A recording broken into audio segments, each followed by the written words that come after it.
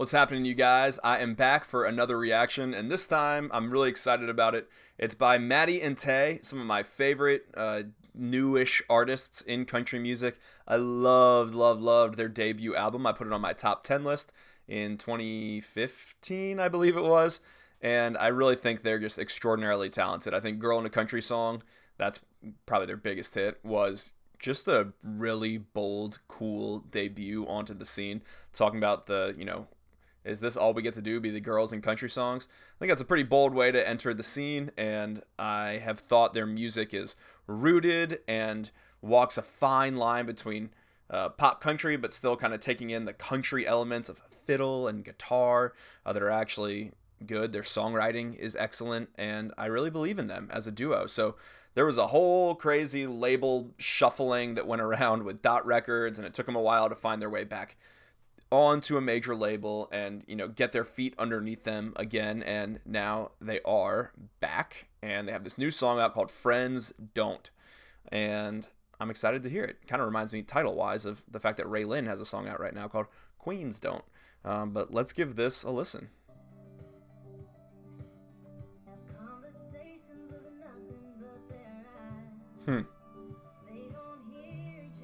This is a lot slinkier. It's already more mature. Did you hear Tae's harmony on that? That was like a way further up in the mix than I feel like it was on their first album.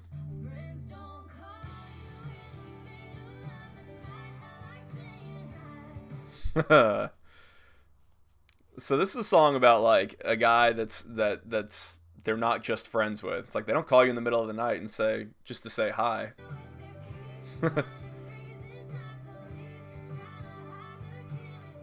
I like this lyrically.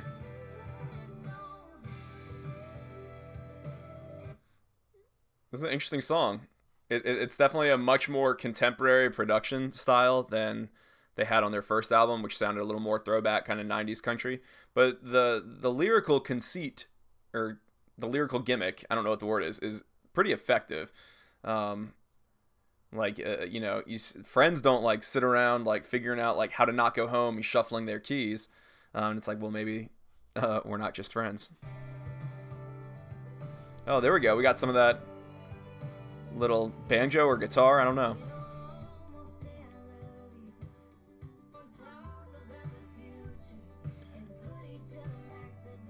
Get chills with every accidental touch. That's a cool line. That's such a good line. They just felt like saying hi. This lyric video is kind of weird though. Is it animated?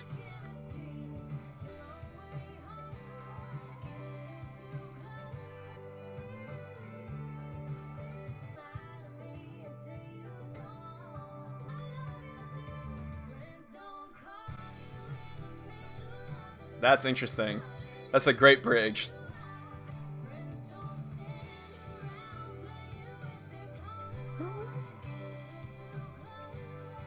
I love the echo.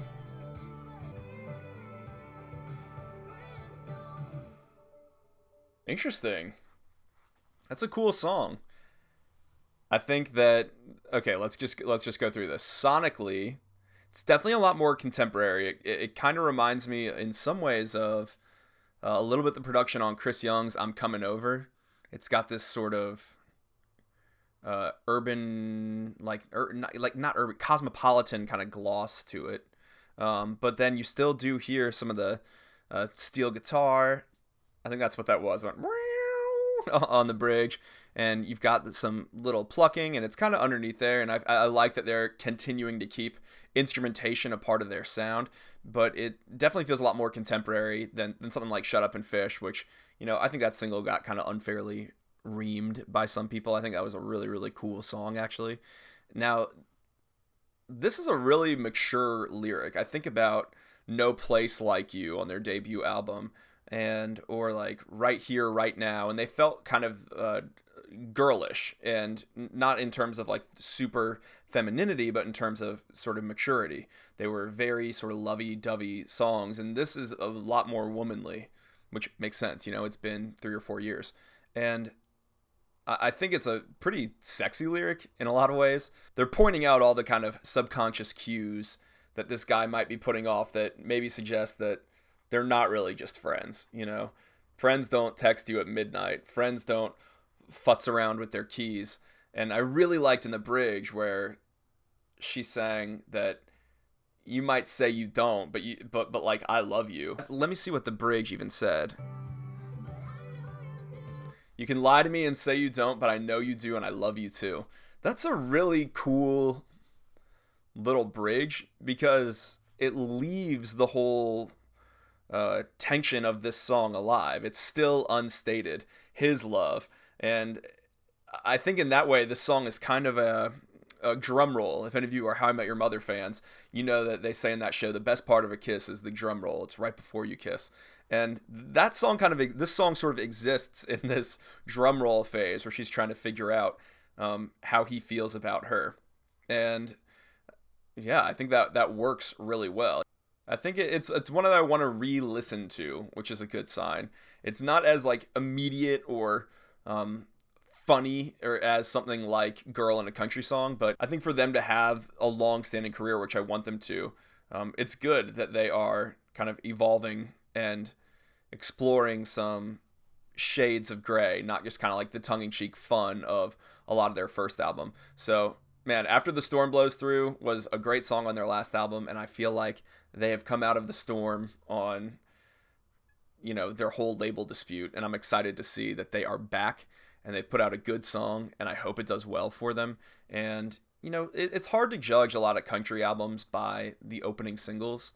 I've found that on a lot of country albums, the opening singles are sort of an outlier, usually sonically, or there's something that's really radio friendly, which might be that glossiness I'm talking about. So who knows what they actually have planned for their album, if this is fully indicative of the sound or if it'll be a little more of that rootsy kind of rooted pop country sound of their first record. But I'm really enthusiastic about this, and I like it, and I'm excited about it. So let me know what you think of the song. Give this video a like. You can subscribe to my channel, and what do people say on this little spiel at the end? Hit the bell. Do whatever you want. Yeah, I don't know. I'm bad at ending videos. Okay. Bye, guys.